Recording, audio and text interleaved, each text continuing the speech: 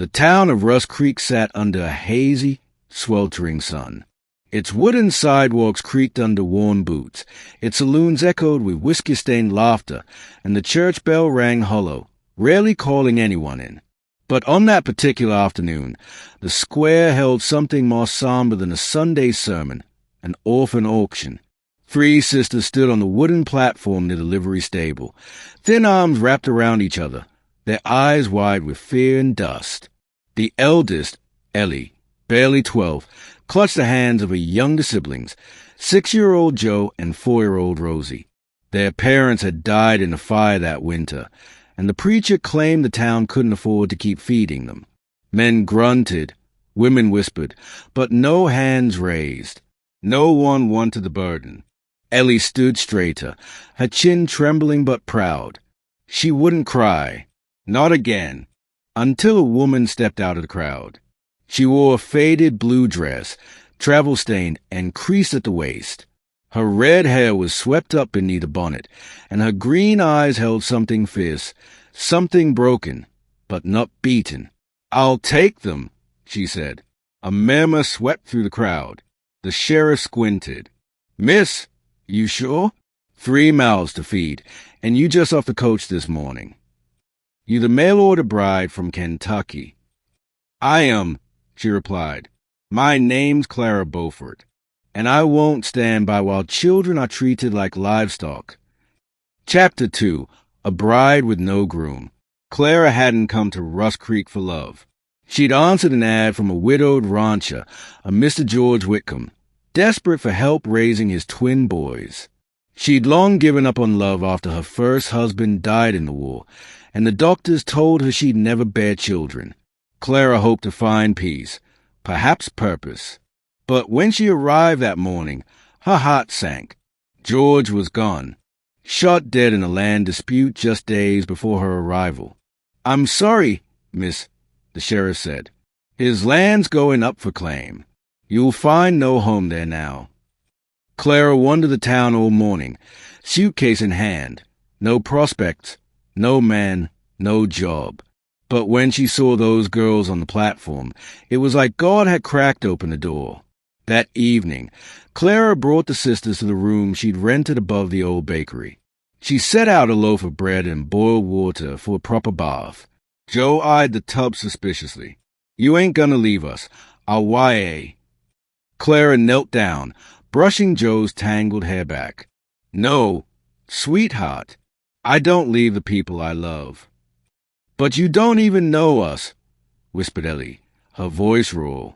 "I didn't know your faces," Clara said softly, "but I knew your hearts the moment I saw you." Chapter 3.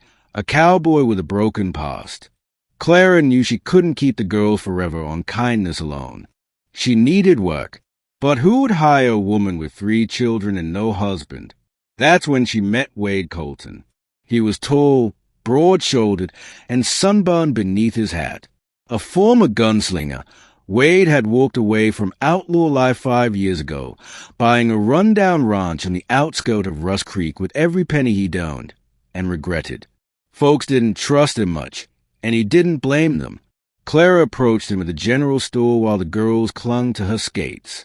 "Mr. Colton," she said, "I heard you need help at the ranch." He didn't look up from his sack of grain. "Heard wrong." "I'm not asking for charity," she said, standing firm. "I can cook, clean, handle a rifle, and I've got 3 pairs of hands eager to learn. We just need a place to stay and a chance." He finally looked at her, really looked. Her green eyes were sharp but soft, tired but determined, like she'd known hardship and carried it with grace. 3 mouths is a lot for someone barely scraping by, he muttered. 4 hearts, she corrected. And one of 'em knows how to shoot rattlesnakes off a porch rail. That made him chuckle. He nodded once. "Pack your things. We start tomorrow." Chapter 4. Home is what you build. Life on the Colton Ranch wasn't easy. The land was dry and stubborn, and Wade worked sun up to sundown. But Clara worked just as hard, rising before dawn to cook hearty breakfast, mending fences, teaching the girls how to plant corn and tend goats. The girls flourished. Ellie took to riding like a born cowgirl. Joe learned to gather eggs without dropping a single one, and Rosie followed Wade around like a shadow, asking endless questions.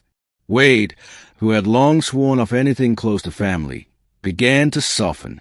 One evening after supper, as the sun painted the hills gold, Clara found Wade staring out at the pasture. "You've done something here I never could," he said. "What's that?" "Made this place feel like home." Clara turned toward him, wiping flour from her hands. "You let us in. That counts for more than you know." Their eyes met in the hush of twilight, and for the first time in years, Clara felt something stir in her chest. Something dangerous. Hope. Chapter 5. Trouble Rides In. Peace in Rust Creek never lasted long. One afternoon, Wade rode into town to sell hay. He returned with blood on his shirt and fury in his eyes. "McGrady's back," he spat. "Claims he bought the water rights to the North Creek.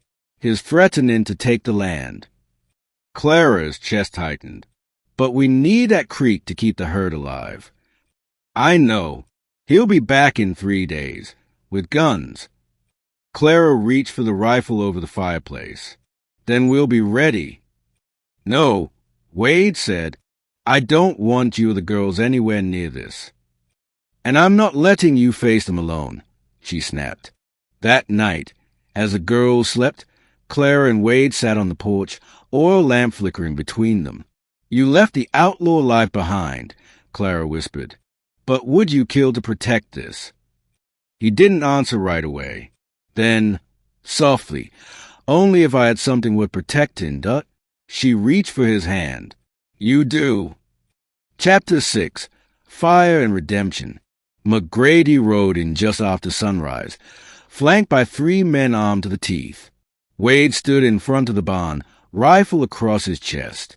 Clara stood behind him, the girls hidden safely in the root cellar. McGrady sneered. "Thought you'd run, Colton." "Not anymore," Wade said. The first shot cracked like thunder. Clara ducked behind the trough, firing with practiced aim. Wade hit one of McGrady's men, sending him off his horse. A second man tried to flank them, but Ellie, brave Ellie, popped out of the cellar with Clara's second rifle and winged his arm, screaming for her sisters to stay low. By the time the dust cleared, McGrady was on his knees, disarmed. The sheriff arrived moments later, rifle drawn, having heard the shots from town. Wade offered no apologies. "They came for blood. We gave him mercy." The sheriff cuffed McGrady. "You and your family are safe now, Colton." Clara froze. Family. It felt real this time. Chapter 7. Love and Forever.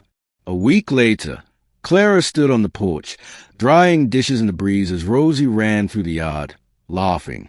Joe was making dough from corn husks, and Ellie was teaching Wade how to braid reins, her hands quick and confident. Wade came up beside Clara, slipping a silver ring into her soapy hand. "I never asked proper," he murmured, "but I reckon we both had enough loss. Maybe it's time we build something we can't lose." Clara stared down at the ring.